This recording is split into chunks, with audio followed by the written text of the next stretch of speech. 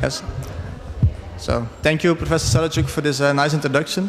And I also want to thank the consortium for giving me the opportunity of giving a presentation today. As Professor Selachuk said, this will be about biosecurity in broiler flocks and how to evaluate this on farms. So first I will give a short introduction about work package 1. This was already done by Professor Kyriazakis this morning. Then I will focus more on the poultry part of WP1.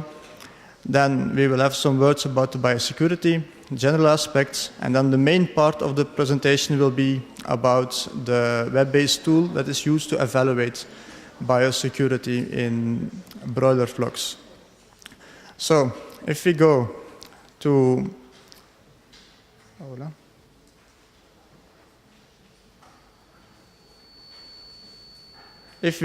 work package 1, as was said today also by Professor Kyriazakis, the title is Risk Factors and Association Between Diseases. This is led by Ghent University, and actually work package 1 has three main parts. The first part, which is already finished, deals with historical data about performance, health and welfare, and this will be between 2011 and 2013. The second part that is going on right at this moment is an on-farm investigation that involves management and biosecurity. And the third part will be actually mainly statistical analysis at our university in Ghent. Work package 1 deals both pigs and poultry. We have 11 pro-health partners that are participating and 13 European countries that are involved in this. The results from these work packages can be used in several other work packages, but mainly in work package 6 and work package 7. So for the poultry part, we investigate broilers, broiler breeders and laying hens. Now today I will only talk about the broiler part. For the historical data, we already finished this. We had a data set of 8 countries, of about 16,000 flocks on farm level, and in total there were more than 500 million broilers inside this data set. You can see the participating countries on the slide. Some preliminary and partial results. You can see that performance levels in general become better. These are only partial results because as we speak, the results are being internally reviewed by the project partners. So later on we will have more detailed results that can be shown in presentations. So the second part will investigate management and biosecurity. This is going on right now. If we look into detail into this, we can see that for management and for biosecurity, we will visit 50 farms per country, and during this farm visit there will be the completion of a questionnaire.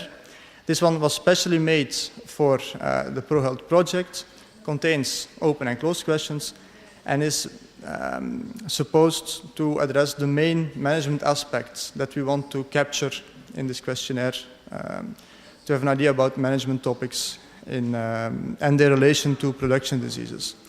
Now these, in the list you can see just the general content of this questionnaire.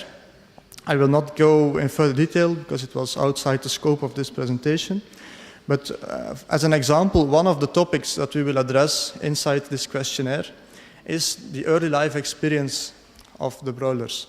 So what happens, what does a farmer do to make his house ready for those day-old chicks?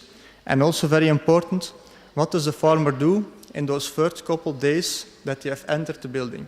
Because we know that these items can be very important for the entire productive period and the performance of those broilers. So this was about the management part. Now, the biosecurity part, this is the thing that we will discuss today. This will happen during the same farm visits, 50 farms per country. And we will use a web-based score tool that was developed by Ghent University and that you can have free access to if you just go to the ProHealth website. I will just give a few slides about how the tool looks like. So this is the opening screen that gives you some general information, why it is used and how it is situated in the project. I will go a bit quick about this because you can see it when you open the tool. This is just an example of a few of those questions that are inside. You can see that all of these questions in the biosecurity tool will be multiple answers, and I will explain later in this presentation why it is so. Also, you have the possibility to ask for more information if it is necessary. At the end, when you complete the questionnaire, you will get a 2-page report of the outcome of your biosecurity situation for that specific farm. And you will get a detailed outcome, first per category. I'm sorry for the Dutch, but I have an English version that will come later on in the presentation also. And it is also visualized by radar charts. And you can see, for example, in this farm, it was a very good farm. The pink region is the result of the farm, and the green region is the result of the average of all farms. The bigger the region, the better the biosecurity. And the biggest advantage of this way of visualization is that you can see on which points in your farm you still can have some progress. So, but also we can see this later on in the presentation.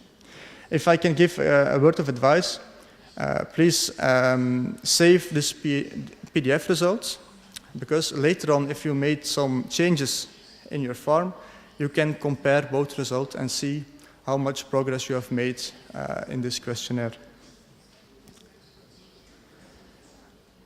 So the third part, as I said before, will be more or less statistical analysis meant to find and quantify risk and protective factors that are involved in production diseases in broilers. We expect this to be finished in 2017. Now I will give you some general principles about biosecurity. I think all people in the audience will know it, but it's just to have a small summary. You can see one of the definitions, actually two of the definitions inside this slide. This is a very general one that says that talks not only about livestock but also about crops, quarantine pets and other species.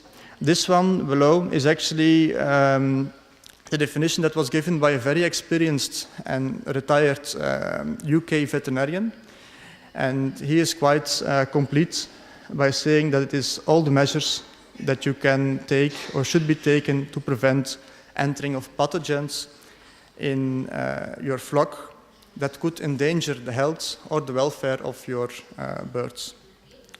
Now, in general, in poultry industry, you have different approaches in biosecurity.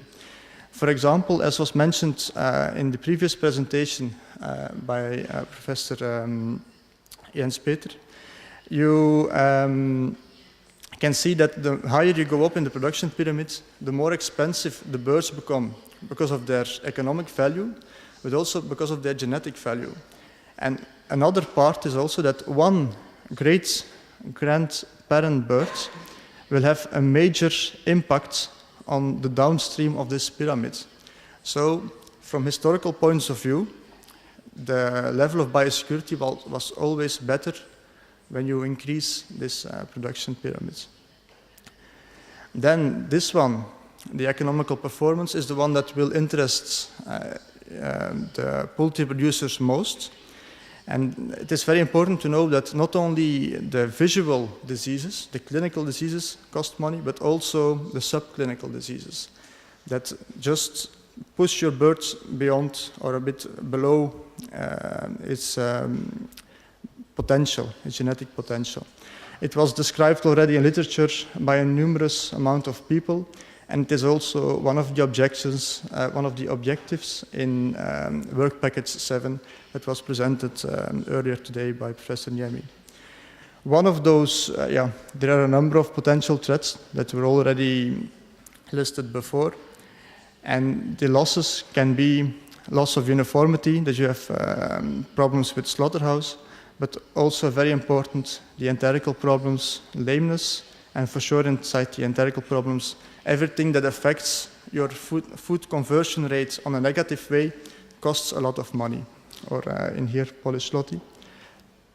We also have to consider the legislation part for biosecurity, as we encounter, for example, if you look at the recent avian influenza outbreaks, then national or international legislation becomes active, and they can put restrictions in certain areas that have huge implication on those farmers that are inside. For example, if you have a breeder stock inside one of those areas, they will not be able to export eggs, so other farms outside this area will be empty, so it actually affects a lot of people.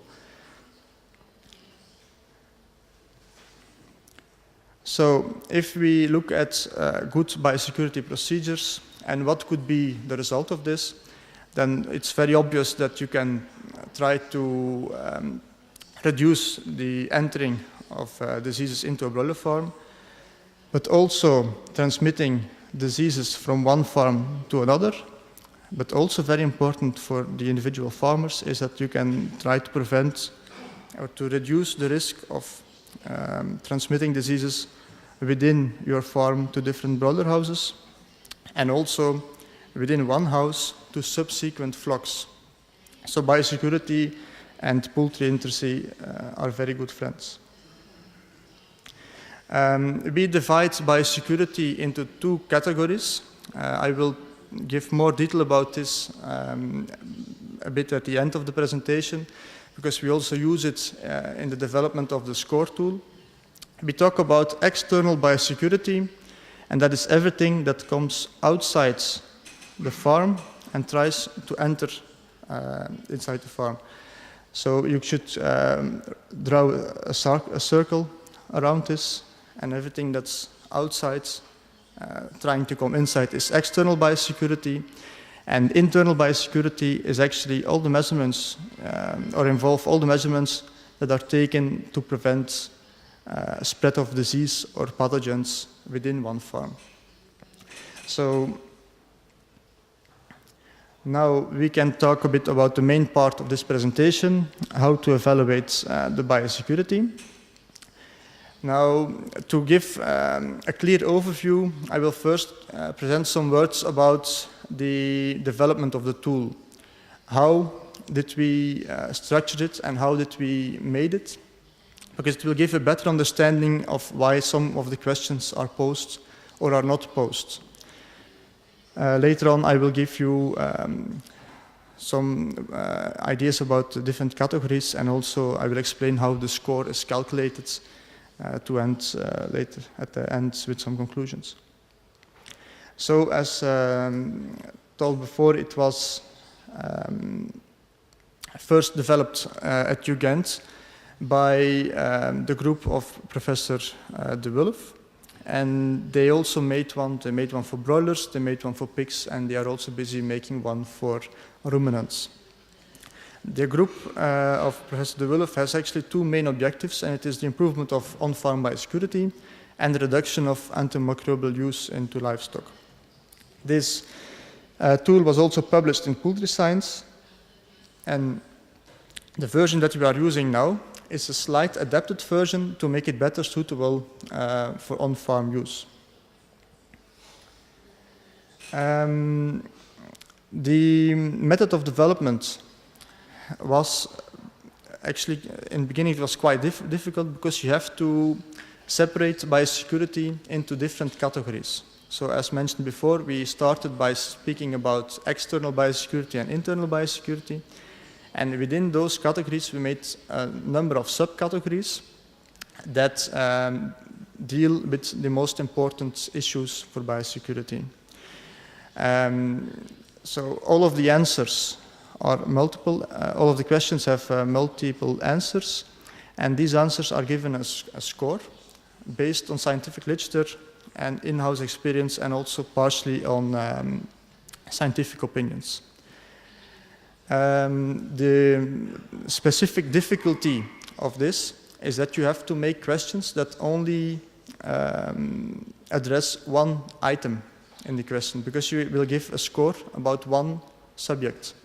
So this will actually explain why some of the questions seem to be incomplete, or seem to be a bit too simple. But it is just that you have to be possible of giving a score to each subject and not mixing two things in one question. This is just an overview of the categories. I will go into more detail in a few minutes. What are the advantages of this tool?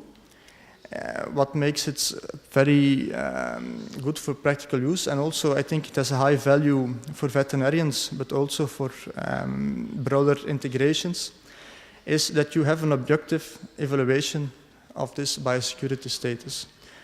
So we have a quantification of biosecurity. You get a number on 100, on a total of 100, that represents your biosecurity. So actually, we call it a risk-based weighted score. So as mentioned before, it is easy to use. You have free online access. You can find it by going to the ProHealth website. And immediately after completing, you will get the result. The questionnaire itself contains 111 questions. Now, at first sight, this seems a lot, but actually, when you're completing the questionnaire, it takes less than half an hour for people that are not experienced with it. So if you have done several, it can actually go a bit faster also. There are a few categories, or it is divided in a few categories, that are not scored or that are scored. We have some general information. Those are 12 questions. These are just how old are your buildings, how many experience do you have, and this is meant just for internal statistics that doesn't implicate your score. Then we have the external and internal biosecurity, and then we have one last question to be complete that deals with the type of data. Why do we ask this? Because sometimes people do a trial based on a form that doesn't exist. At the end, you can choose, okay, this doesn't represent a real farm, then it will be put out of our data, and only the farms that are existing are put in our large data set to present the average at the end. If you go to external biosecurity, I've listed all important categories, and I will just go through them one by one, explaining a few of the topics that will be addressed in these categories.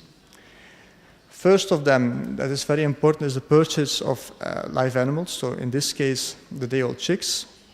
So the questions will deal with the origin of day-old chicks. In Belgium, you could have, for example, one farm having 4 houses, and it's perfectly possible that 2 of them are from origin A and 2 of them are from origin B. Some farmers do it to compare hatcheries or from other reasons. One of the other items is there direct transport to your farm? It could be that they first visit another farm and bring the day-old chicks over there and only then pass to your farm. Then you have the risk of spreading pathogens from one farm to another. Also, when entering a farm, are these lorries disinfected? And something that will be, just to be complete, but less appropriate, I think, for Poland and for Belgium, is that all the chickens on one side have the same age. Normally, in broilers, this is the case. Or in very big broiler farms, it could be that you have this high amount of houses, that there is indeed a difference in age, because you can't fill them at the same time. Now, another important issue is the depopulation. For sure, if you are depopulating several times, So for example, at 5 weeks and at 6 weeks of age. These will deal with the transport vehicles and the crates that are brought to load the birds, but will also address items with the catching team. Do they get clothing and shoes that are from your farm, or do they bring items into your farm? This also address the loading area and farm-specific loading materials. Then another very important issue or topic is the feed and water supply. At this category, there is also a new subject that is, or a new item that is being used, and it is the idea of the dirty and clean area on a farm. Now, we found out that this is not very common and that some people have difficulties with this. So we will give some more explanation of what is the definition of a dirty area and what is our definition of a clean area. So I will just go into detail. This is a farm that I know very well. You have a fence throughout the entire farm, and there is one driveway going to the end. This is the dirty area, and all of the materials or animals are brought or loaded from this side. So you can see all the main gates will be at this side. The storage of litter will be here, and the feed is stored in the silos here and here. This is what we call the dirty area of the farm. You bring things from outside the farm inside your farm premises. The clean area that we say is the area used for daily care of the animals is located at this side of the farm. So this is the farmer's house, and he has his corridors and his doors to enter the farm on this side. So this is what we call a separation between the clean and the dirty area of a broiler farm from our definitions. Other items are multiple or single feed providers. The more people that enter your farm, the more risk you have of entering of pathogens. Then we have some things about feed storage and also about water quality. Another very important item in biosecurity is what do you do with the dead animals and used litter. So for example, the carcass storage, is it in the dirty area? Preferably very close to the public roads, that the lorry that is from the rendering company can just access it from the public road and doesn't need to enter your farm. For sure, not driving on, turning around and going back, because this is a high-risk vehicle. It visits all farms and collects all the dead animals. Items that can be very important also inside the farm is that the cooling of these carcasses and also a closed storage will make sure that you have less flies being vectors or potential vectors for diseases also in your farms. Then for the used litter, what happens with this? Is it stored on the farm? This happens in some farms. Or is it removed via the dirty area? Then also something critically, and actually it's very important for the veterinarians and for the farm visiting people, like people from the feed companies or people from the hatchery, is those are also people that visit different farms during one day. So they are potential vectors themselves of bringing pathogens into farms. So things that are dealing with this is a simple visitor's record book. Are you asking poultry contact-free period, as is already normal in broiler breeders or grandparents' stocks? And then a very important item is also a farm hygiene log, or what you can call a changing room. It's where you change your clothes into farm-specific clothes. It's very important that this is the only access for people visiting, that you just cannot go around the gates and find another access. that there is a very clear separation. It can be a wall, it can be a door, it can be something else that clearly physically indicates the border between clean and dirty area. And actually in some bigger farms or some more professionalized farms, you can see that there is a shower in, shower out policy. For example, this could be one. And the best in this is that you have a shower that is activated by a sensor, so that people that are trying to go through without showering, that they just get showered anyway. That's, so then another item is material supply. So actually this means everything. For example, one of those examples is vaccinating the birds. So the spraying device goes from one house to another and goes from one farm to another, potentially. Also in some farmers, they use each other's loading devices, loaders. These are also potential vectors of pathogens. We will also ask questions about preventive measures for this. It could be for some things like, for example, the chicken paper, or antibiotics or medication or something else. It could be that they have some kind of quarantine period, that they just stay inside the farm but are not used for some time. I know farms that have UV disinfection. I know that have alcohol sprays. So there are a lot of possibilities in this. Then another item inside the external biosecurity is infrastructure and the vectors. It's very important. I think it's very important to have a fenced area around your farm. This is not only for visitors, but also for uninvited guests, like vermin. Vermin or like companion animals, not really vermin, but dogs and cats would also be important. Then are there grids? Most modern houses, it is already. So I think if you go in Poland to the modern houses, there is no issue with this. But in the older houses where you have the fully slatted ventilation, this could be open. So potentially you could have birds flying inside carrying Salmonella, Campylobacter, all these things that are important also for food safety and also other pathogens that could be important for the birds themselves. Questions related to farm animals, other farm animals that are on the same site. For sure also in older farms, it could be that there's a combination of farm animals. And you don't see it often, but sometimes you do, that people also have backyard poultry, having a poultry farm and having some backyard poultry. So this is critically or very dangerous, of course. Then there is one item also that is very important in the general biosecurity score, but your farmer cannot do a lot about it. It's where your farm is located. Is this a high or a low density area?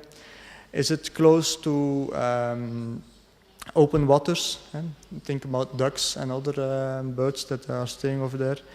And also, are you located to important roads for poultry transports? This could also be an important issue considering external biosecurity. So these were the 8 categories for the external biosecurity. For the internal biosecurity, there is a subdivision in 3. One of the most important also, also from a management point of view, is what do you do with the disease management, and how do you deal with vaccination? Is there a flock health management program? This means systematic visits from your veterinarian, doing systematic necropsies and checking the general health of your farm, of your birds. Also, something that's very important is the frequency that you remove dead animals outside the building, as they could be also potential or very important in the spread of disease inside your house. Something that is highly critical in internal biosecurity and in general biosecurity is the cleaning and disinfection stage. For sure also in pathogens that stay in subsequent flocks. This is a very critical issue. So we ask about the use of detergents, some aspects about the disinfection. Are you using, giving it enough time to work? Are you checking it on a regular basis? For example, with those rota plates. And also, what is the time that your farm is empty? The dry period is very important in the reduce of, for sure, bacterial components. Then something that is also very critical and for sure depends on the management of your farmer is how do you deal with the differences between houses? Are there separate materials, for example, for collecting dead birds for each house? Because if you have only one of these and you take it from house 1 to 4, then you're actually spreading the disease from 1 to 4 and from all houses to each other. Is there house-specific clothing? This is usually, in the older farms, this is not the case, and they only change boots. Then is there a house-specific hygiene log? It's actually just changing the clothes. This was the internal biosecurity. Now, we will have a small talk about how the scoring system is developed. This is the English version I promised you earlier. These are the 8 categories from the external biosecurity, the 3 from internal biosecurity. And here you see the score of the farmer and the average score of all participants. And you can see that the categories that you are lower than the average are also another color in your PDF reports. And it is a bit, it's lost in the slide, but the calculation of the general biosecurity is based 70% on the external biosecurity and 30% on the internal biosecurity. And for within each main category, the subcategories are also weighted with different weights that is based on scientific opinion. So here you can see the radar chart of this farm, and you can see that for the external biosecurity, points B and C should be more focused, and for the internal biosecurity, point C is also something that can be improved. So in here, the dark side is the own score, and the lighter areas are the average scores. So then I'm coming to my conclusion. I'm almost at the end. So what message do I want to give to you is that this is a tool that you can use to evaluate biosecurity in broiler flocks. It is easy to use, risk-based, and scientifically founded. Who should use it? Actually, everybody in the audience. If you are a farmer, if you are an integrator, a farm visitor, somewhere involved in any form of consultancy, this could be a tool that is usable for you. It is free accessible. If you just go to the project websites, we offer the link to everybody that is willing to use it. Why should you do it? These were the first slides.